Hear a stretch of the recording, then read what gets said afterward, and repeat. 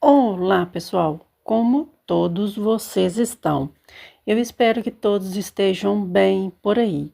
Sejam bem-vindos ao podcast Uma Leitora no Cinema. Eu me chamo Gisele Santos e sou apaixonada por livros, por filmes e por séries. Então, toda semana eu venho aqui trazer minhas dicas, as minhas impressões, né, digamos assim, as minhas avaliações, o que eu vi, o que eu senti, como que eu interpretei aquele filme, aquela série bacana que tem passado por aí, né?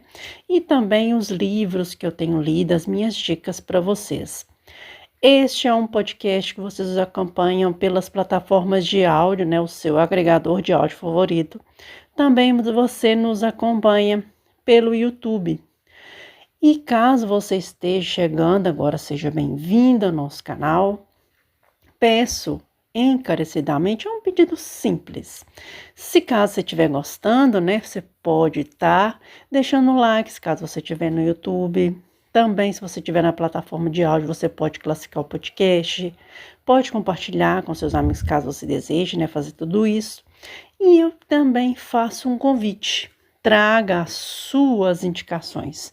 O que você tem visto? O que você tem lido? Como você tem visto esses novos lançamentos de 2025? Quero muito saber as opiniões de vocês. Eu trago as minhas, mas aqui é apenas um bate-papo, onde a gente pode trazer todas as nossas impressões do que está surgindo por aí. Então, é o seguinte, nessa semana, né, como a gente já voltou, né, dos nossos trabalhos, né, organizando também minha vida, minha agenda, as coisas que eu tenho que fazer aqui, vamos à parte 2 da segunda e última temporada de The Sandman. E aqui a gente vê esse arco final do Morpheus e tudo o que aconteceu ligando diretamente à primeira temporada. Se caso você nunca viu os quadrinhos, né, do autor Neil Gaiman, que está enfrentando alguns BOs da vida, uma vez que a pessoa também faz a escolha errada, mas eu também não estou aqui para isso. Estou aqui apenas dando a minha indicação sobre filmes e séries, mas que ele seja ali, tenha, né, o seu processo definido, se ele fez, se ele não fez, enfim, não é a questão por aqui. Mas se caso você conhece os quadrinhos, a gente entende que não é só a história do Morpheus, tem outras histórias muito interessantes ali, sabe? E é uma HQ bem interessante de se acompanhar. Claro, tem coisas ali que você tem que ter bastante tranquilidade para ler, porque eu interpreto ela, é a minha opinião pessoal apenas, tá? Não é uma opinião 100% correta. Eu interpreto muito de maneira muito filosófica essas HQs, essa história, né, ali dos perpétuos e todos os seres, toda a mitologia ali envolvida nesse cenário de The Sandman. E aqui, nessa segunda e última temporada, né, os criadores fizeram esse arco final do Morpheus.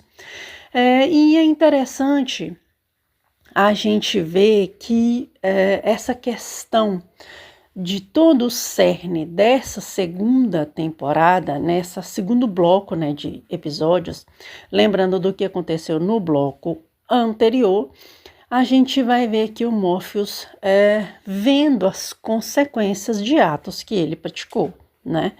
Ali com ele tendo que tirar a vida do seu filho. E é interessante porque nesse segundo arco, na minha visão, tem ali os personagens, são interessantes, tem aquela questão do plano ali meio que para acabar com ele, que tem aquele menino, aquela criança que acaba sendo ali de certa forma meio que sacrificada, mas ali não é exatamente uma criança filho dele, né? Ali é uma criação do próprio universo dele. Então, quando ele criou o seu universo, ele teve esse menino, é uma criação dele, né? Não é exatamente um filho, né? Mas de certa forma é uma criação sua. Então a gente vê também outras coisas, né? Ali a gente vê de novo outros personagens aparecendo na trama, vem essa finalização, sabe? Do relacionamento do Morpheus, até com a sua própria família, né? Que a gente sabe que é uma família nada tranquila e bastante oriçada, mas que aqui, o que eu acho bastante interessante, tem 2 pontos que eu gosto de frisar bem dentro de todos os acontecimentos aqui que culminaram nesse final. A gente vê muito essa questão de como um perpétuo que sabe o seu destino, uma vez que ele sabe que ele fez algo que não era para fazer, né? Ele sabia que ele não deveria fazer. Então ele tem primeiro essa questão e na verdade acaba encaixando dentro dos primeiros propósitos, que ele entende o seu destino mediante a uma escolha que ele fez. Então ele entende que ele vai morrer, ele entende que digamos, o seu império ali, ele vai ruir, entende? Então ele vê que ele precisa aceitar seu destino. Mas claro, quem estava ali à sua volta vai tentar impedir, né, que aconteça alguma coisa com ele, né, as fúrias ou as bondosas, depende muito da tradução, né, como a tradução ficou as bondosas, mas tem em algumas questões você vê ali como as fúrias, e a regra é clara, né, você não pode derramar sangue do seu descendente, então você vai pagar por isso. Você tem ali a morte como finalização mesmo. Ele, como um perpétuo, eu achei muito interessante que ele aceitou sim seu destino, mas ele tinha uma preocupação que era com relação ao seu reino. O seu reino vai acabar porque ele vai, né, ter que ser extinto, digamos assim. E essa relação dele com a família, sabe? E a questão da própria construção, desconstruindo o personagem. Então são 2 pontos bem interessantes. Essa resignificação, né, do seu destino, a própria visão que ele tem da própria morte, uma vez que, digamos, a morte é uma sua irmã perpétua, digamos assim. Mas é interessante porque a gente vê muito essa questão de destino, né? E como é importante você entender o seu propósito de vida. E se você for pensar bem assim, por toda a jornada do Morpheus, desde a primeira temporada, quando ele foi meio que pego por engano, né? Aquela seita lá queria pegar a Perpétua Morte, acabou pegando ele ficou ali mais de 100 anos, o seu reinado meio que dissolveu-se, ele recriou o seu reinado de novo. Ele tinha uma questão de um certo egoísmo e um certo ciúme com relação ao seu reino, né? Ele queria que o seu reino fosse perfeito, né? Mas que digamos, como eu posso dizer, eu acho que a gente pode falar assim, que a perfeição ela tem também um custo, digamos assim. E a gente vê nessa jornada do Morpheus essa questão de que ele queria algo perfeito, porque ele é uma coisa que ele ama, ele não tem essa identificação com o seu próprio universo, né, com o seu próprio reino ali, digamos assim.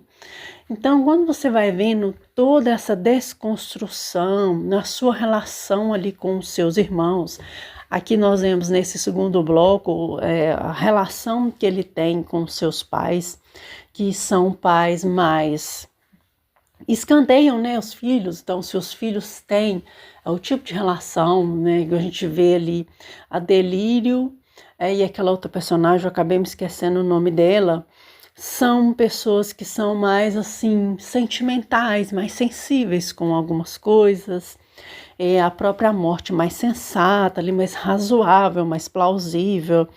O Morpheus um pouco mais, digamos, egocêntrico, mas de certa forma com um certo toque para humanidade mesmo, sabe? E o desejo, né? E a gente vê também o próprio destino, o desejo e destino e o destruição, se for pensar, eles têm uma personalidade muito próxima um do outro. Eles vão muito pela razão, mas eles vão muito assim pelo que eles são de verdade, né? Assim, o desejo, ele quer simplesmente que tudo seja do jeito dela, né? Destruição, né? Ele saindo que ele não queria mais sentir o tudo ruir nas suas mãos. E o Destino, por ter o livro do Destino, ele acaba entendendo que ele tem um papel muito importante. Então, e essas relações ali, quer queira, quer não, se você for pensar, analisar friamente, como a gente já falou anteriormente, são relações humanas, são relações que nós todos sentimos.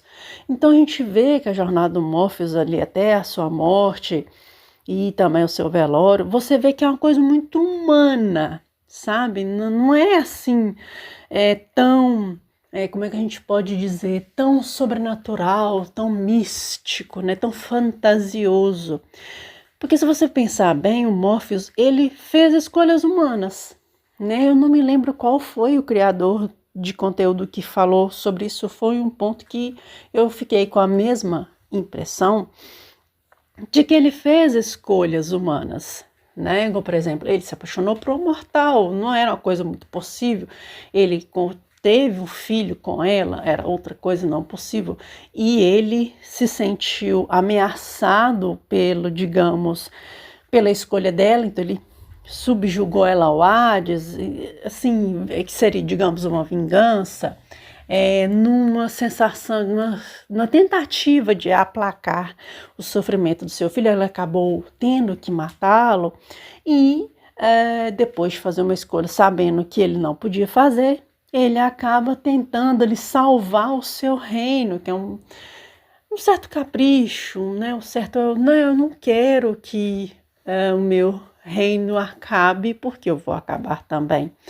É um certo amor, sabe? Ele tem amor por aquilo que ele faz. E ele se ressente de algumas coisas. Então, ou seja, todos eles têm essa questão de relações humanas. E eu acho que essa é a parte que mais pega em Descendo em mim. Porque quando você fala em dizer isso, em expor isso, a gente tem que saber como vai expor. Se a gente vai expor isso de maneira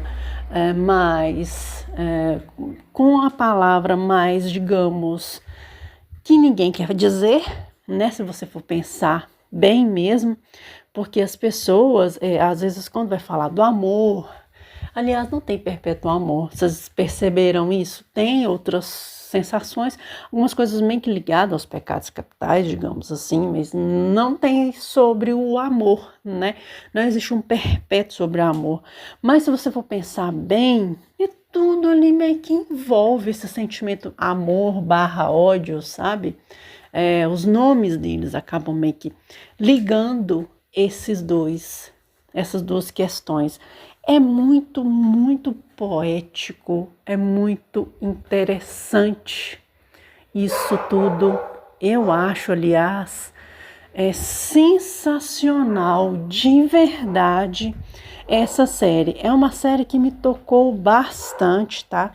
Cara, tem muita coisa que a gente poderia dizer aqui, mas eu acho que o cerne principal que a gente pode colocar dessa segunda temporada, né, desse arco do Morpheus que acaba se resolvendo agora e vendo agora esse primeiro mortal que se transforma em perpétuo, que é, digamos, né, aquela criança que era a criação dele, e essa parte de que sim, o sonhar vai continuar, mas não na visão dele. Então tem outras sensações que a gente pode colocar aqui. A outro criador de conteúdo, eu não me lembro se foi o Matheus do Sinestera, sobre essa questão das cores. Quando era o Morpheus era tudo mais pro negro, pro black, e agora mais pro claro. É muito legal isso aqui, cara. A gente pode falar e dar muitas questões aqui. Eu particularmente fiquei bem feliz com essa segunda parte. Esperava, assim, nos quadrinhos acontece muito parecido. Eu não me lembro de ver exatamente como, mas tem muita coisa que a gente pode falar aqui, sabe? Mas eu não quero me estender muito nessa análise, porque a gente tem muita coisa que a gente pode dizer, e as outras histórias também tem outras questões que são muito interessantes que a gente pode colocar, às vezes mais para frente, numa análise final da série. Mas eu quero saber, na verdade, as impressões de vocês. O que vocês acharam desse segundo arco de The Sandman? Essa segunda e última temporada. O que vocês acharam do arco do Morpheus como um todo, como o sonhar? O que para você é o sonhar, sabe? Eu acho que é uma boa análise que a gente pode fazer dentro de uma história que ela é sim mais filosófica, mais de uma mitologia mais fantasiosa, mas que tem muito a ver com a nossa realidade. Porque aquilo ali são coisas nossas, aspirações nossas, entende? Então, é muito interessante a gente ver, meio que didaticamente falando sobre essas coisas. Eu, pelo menos, gosto muito desse tipo de assunto. E o que vocês acham? Me diga nos comentários, eu vou amar saber a opinião de cada um de vocês, tá? Gente, é isso. Eu não quero me expor muito mais, né? Tem os outros criadores de conteúdo que foram muito além, né? Com relação à nossa análise aqui. Eu coloquei mesmo uma análise um pouco mais abrangente mesmo, né? Mais superficial, porque, cara, é muita coisa. Não ia ficar aqui eu ia ficar aqui uma hora para falar dessa série, que eu realmente eu sou encantada com esse tipo de assunto. Esse assunto que é sobre as nossas questões humanas, o que nos faz. Porque o que nos faz não é somente o nosso eu de fora, sabe? Aquilo que você vê. É muita coisa, são as nossas experiências, é a nossa vida, é as nossas crenças, é a forma como a gente vê a nossa família, como nós somos criados, enfim. É uma história que tem muitas coisas que podem ser exploradas num futuro próximo. Às vezes pode mais à frente ter uma outra temporada ou uma série dentro do universo, mas com outros personagens. A gente não sabe, mas até o momento este é o fim da saga The Sandman. E é isso. Muito obrigada mais uma vez para você que está conosco aqui. Que Deus abençoe a vida de cada um de vocês